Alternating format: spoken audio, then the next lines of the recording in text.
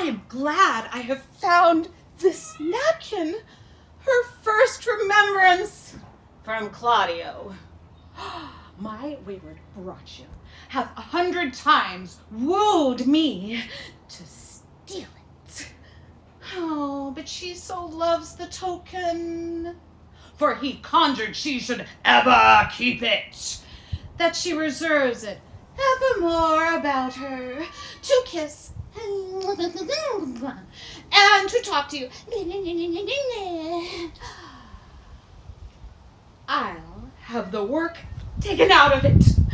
I'll give it to Braccio. Whatever he will do with it, heaven knows. Not I. For I am nothing but to please his fantasy. Oh! How now? What do you here alone? Do not you chide. I have a thing for you. You have a thing for me. It is a common thing. Huh? To have a foolish friend. Oh, is that all? What would you give me now for that same handkerchief? What handkerchief? What handkerchief? Yeah. Why, the one that Count Claudio gave first to his hero. The one you did so often beg me steal. Has stolen it from her. No, Faith. She let it drop by negligence, and to the advantage, I being here, took it up. Look, here it is. Oh, good one. Give it me. What would you do with it, that you have so earnestly begged me to filch it? Why, what is that to you? If it be not for something of import, give it back.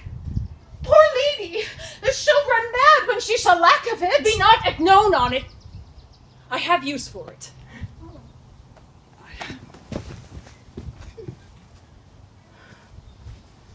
Now, go. Oh. Leave me.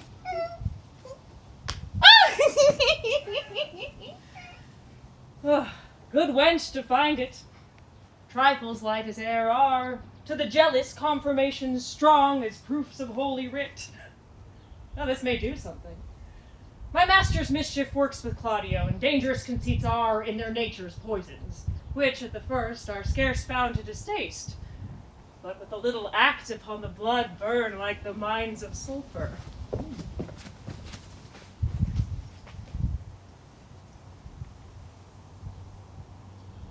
Attend, hut!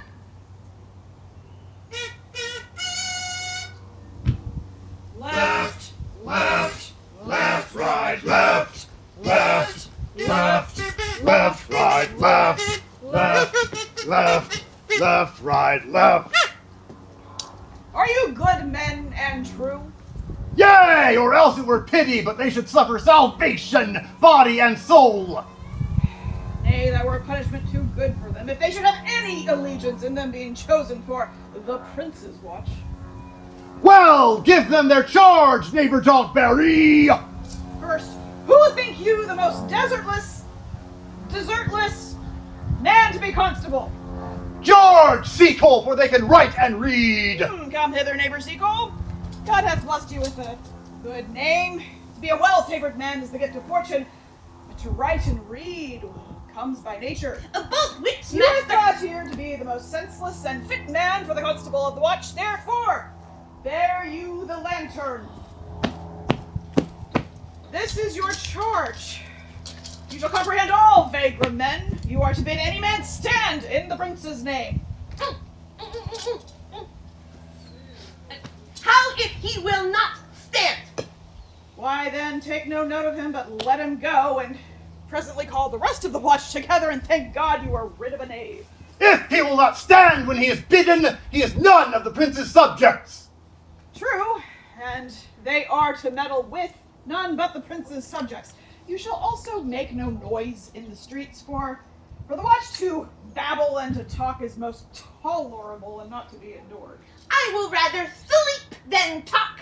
I know what belongs to a watch. Why, you speak like an ancient and most quiet watchman, for I cannot see how sleeping should offend. You are to call to all the ale houses and bid those that are drunk, get them to bed.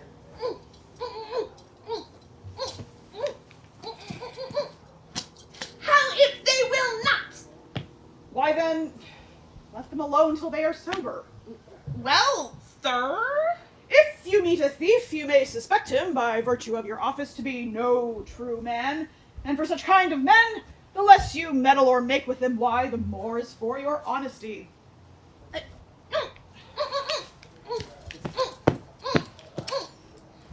If we know him to be a thief, shall we not lay hands on him? The most peaceable way for you, if you do take a thief, is to let him show himself what he is and steal out of your company. Ha! This is the end of the charge. You, constable, are to present the prince's own person. If you meet the prince in the night, you may stay him. Nay, byre lady, that I think he cannot. Marry not without the prince be willing. For indeed, the watch ought to not offend any man, and it is an offense to stay a man against his will. Byre lady, I think it be so. Well, masters, good night. And there be any matter of weight chances, call up me. Keep your fellows' counsels and your own, and good night. Come, neighbor. Well, I hear my charge. I will sit here on the church bench till 2, and then to bed. One word more, honest neighbor. I pray you watch about Senior Leonato's door, for the wedding being there tomorrow, there is a great coil tonight. Adieu. Be vigilant, I beseech you.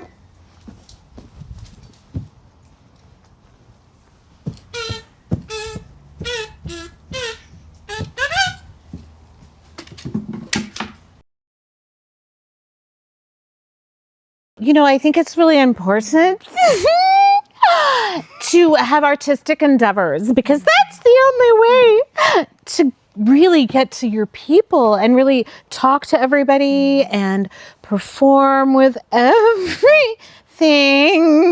And, excuse me. Well, communities are better with arts because of the way it brings people together and how you get people from all different walks of life, you know, and you get to know each other, and also with different age groups. There's some people that are a little bit younger and some people that are a little bit older. And it's a place where you can come together and be yourself as well as enjoying other people. And then in things like theater, we actually also get to be people that aren't ourselves, which is its own kind of therapy.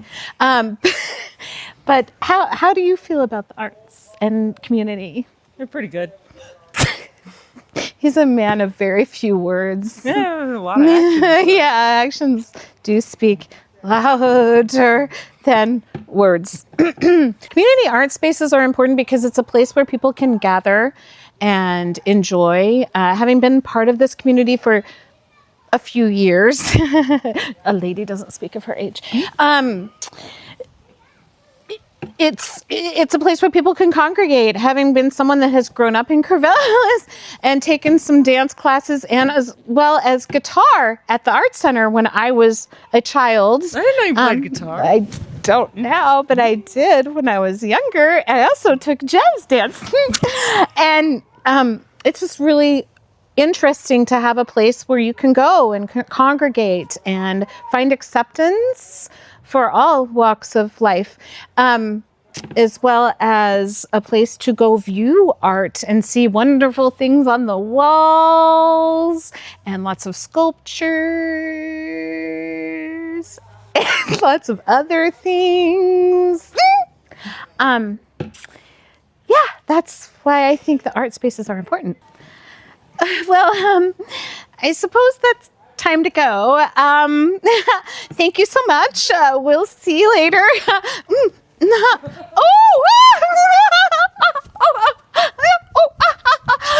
Support the arts. Donate to the Arts Center. Ladies love it.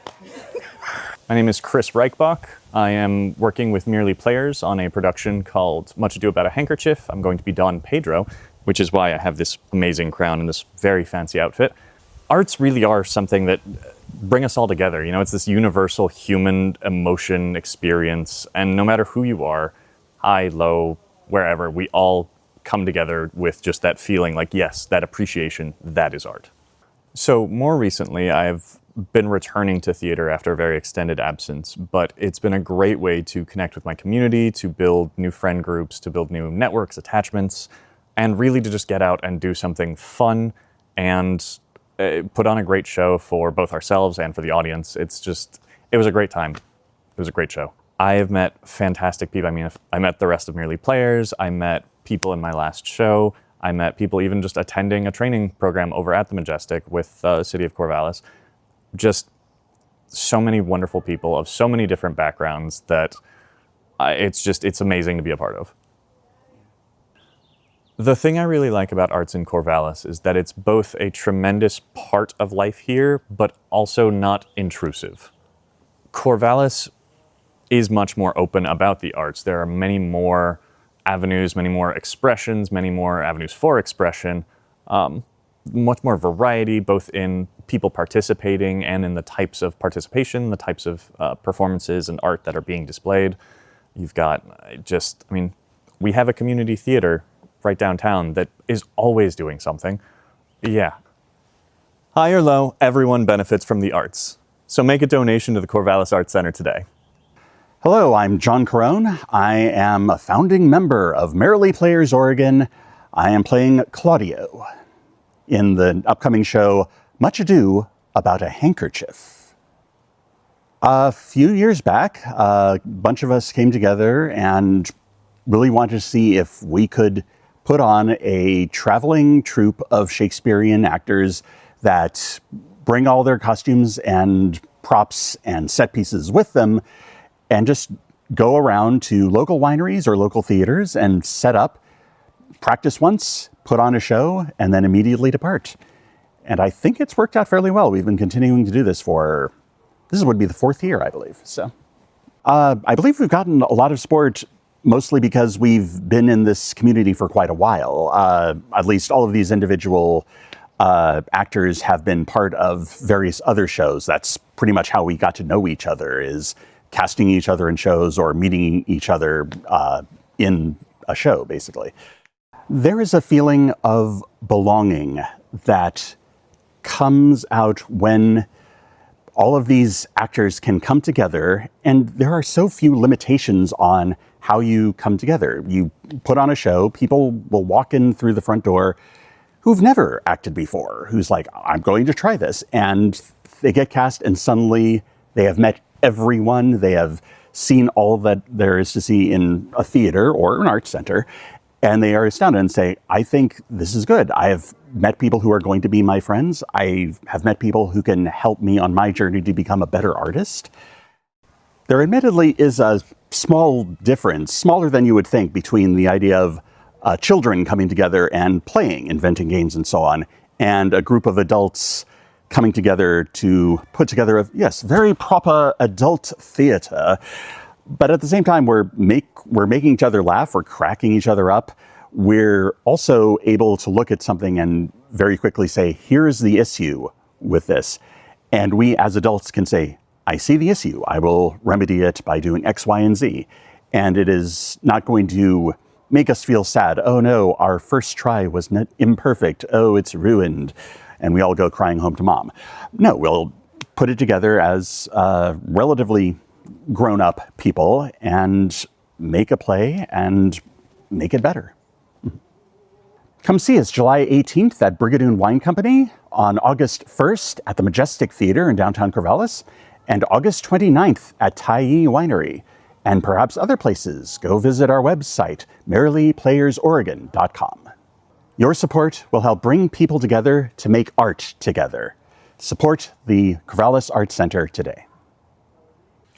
Hi, my name is Rachel Kohler. I'm one of the founding members of Merely Players. This year we are performing Much Ado About a Handkerchief, a fun mashup of Much Ado About Nothing and Othello, in which I play Beatrice and George C. Cole. Theater for me is so important because it is entirely collaborative. Like, you cannot make theater unless you have a bunch of other people working with you. Even if I were to be in a one-woman show, there would be people in the background helping make that show happen. I have been really excited through my work at the Majestic to do more and more with the Arts Center because, I mean, the fact that Corvallis has a community performing arts center, an arts center for visual arts and other kinds of arts, and then all these other arts organizations, like the arts community in Corvallis and the Willamette Valley as a whole is so strong. We're really looking forward to some summer performances at the Arts Center, especially in the beautiful new space that they are just starting to renovate, because the minute I saw that space, I was like, I want my company to perform here. It's perfect. It's beautiful. I love the architecture in that space.